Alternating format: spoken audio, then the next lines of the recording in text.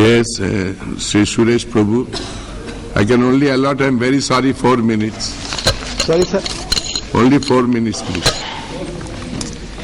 Sir, the gender bias is not good, sir, because the women were speaking, so I thought I'll also speak. You Sir, are allowing your member of parliament, lady member of your party to speak. Chali. But sir, then They are the culprits. I must also get a chance. Only ladies from BJP are speaking. Chali, I must chali. also. I Very- give 5 minutes. No, no, Sir, we are having very high level of debate. I am very happy and Sir. proud. Yes.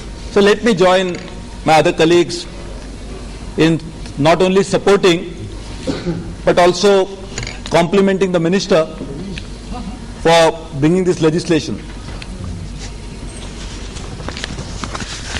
So marriage is supposed to be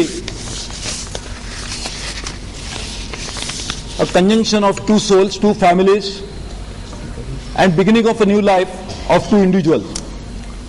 But many times, when you get into a wedlock, when two individuals marry, it rarely is a marriage between the individuals, but marriage solemnized by someone else who is not a party to the marriage directly. The individuals who are marrying are not knowing what they are doing, and somebody else may be getting them married. And that's why child marriage is in fact is not a marriage between the individual.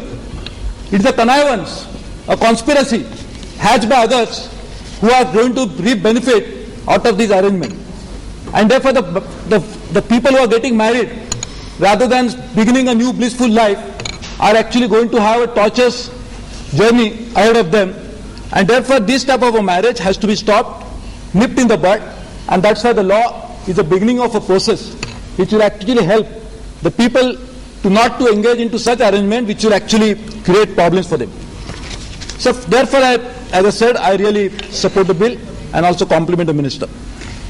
So the issue is the law that we pass in this parliament provides us an enabling environment.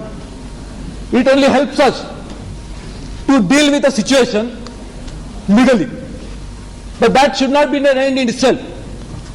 I would request the minister to look at the possibilities and create an atmosphere wherein law will be implemented by those who are actually as committed to the cause as we are when we are passing the legislation.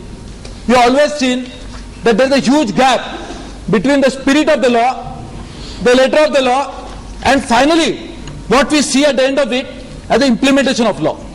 And therefore the beginning of the responsibility now with the government is how to create that environment in which what all of us are thinking, for which you are, because sir you have complimented all of us, how we will be able to take this spirit forward to the grassroots level, to the villages where the problem is actually going to surface.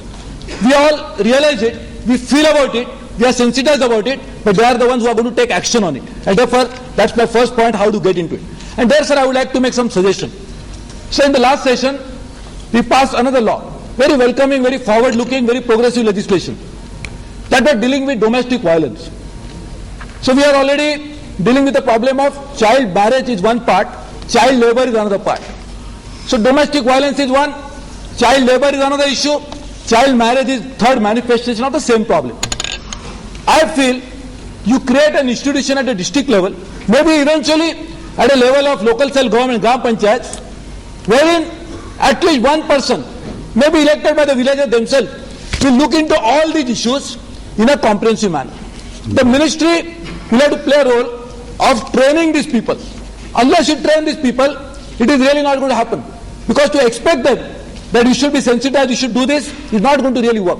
Therefore, we must create a new breed of cadre, of officers, of people who actually will be as sensitized to the issue as is required, and then they will be able to act on it. So please prepare a list of such officers.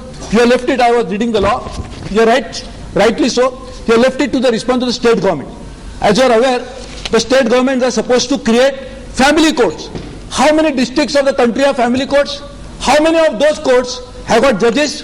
And how many of those judges are as sensitive as they should be? So therefore, first and foremost requirement, responsibility that will begin when the parliament responsibility will end, the beginning of the responsibility of the government will begin, and I think that should be to sensitize this. Sir, 2-3 other points, and that's a very important. One, you must ensure that all the births that take place in the country, there is a law which is hardly implemented, all the births that take place in the country should be registered as soon as possible. If it is, for example, the relationship between the birth and this law, how do you justify, how will establish the age of a child? The boy should be 21, the girl should be 18. Many cases in the villages, in the absence of proper birth record, there will be a lot of litigation for nothing. People will to say, this child, my girl looks much bigger than what she is, elder than what she is, so she is not 18. So birth registration is important. Number 2, compulsory marriage registration. So that is again is not required under the law today. I think if you don't insist on registration of marriages compulsorily, the arrangement which will be privately entered, how will be able to prevent a child labor act? And therefore, compulsory birth, this, and addition to that, sir, we already have amended the constitution to say that we want to make sure that there will be compulsory education at primary level.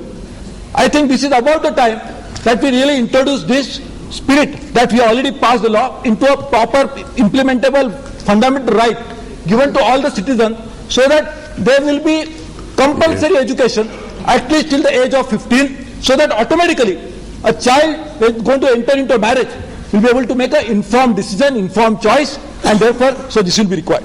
And sir, 2 other points, and this is the little general, that we are already talking about, and coming to the court, you are talking about domestic violence I was mentioning about.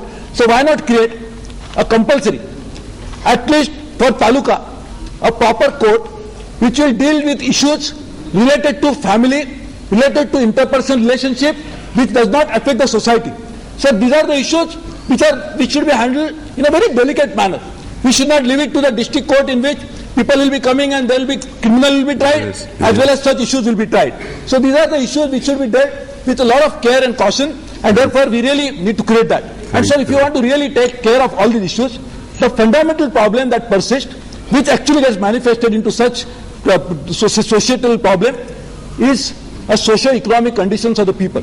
Unless we target that in a very effective manner, and that's why I was hoping that we'll be able to discuss the 5-year plan today. But sir, I think I'm told that 5-year plan will not be discussed today, because normally the 5-year plan targets are not supposed to be met in the 5 years. They are met much later. So probably we thought, why should we discuss it now? We can discuss it even after a few years, then we'll be able to do it. So probably the social economic conditions of the country also should be properly taken into consideration, and that's why I thought we'll discuss it. Thank you, sir. It will be very seriously discussed.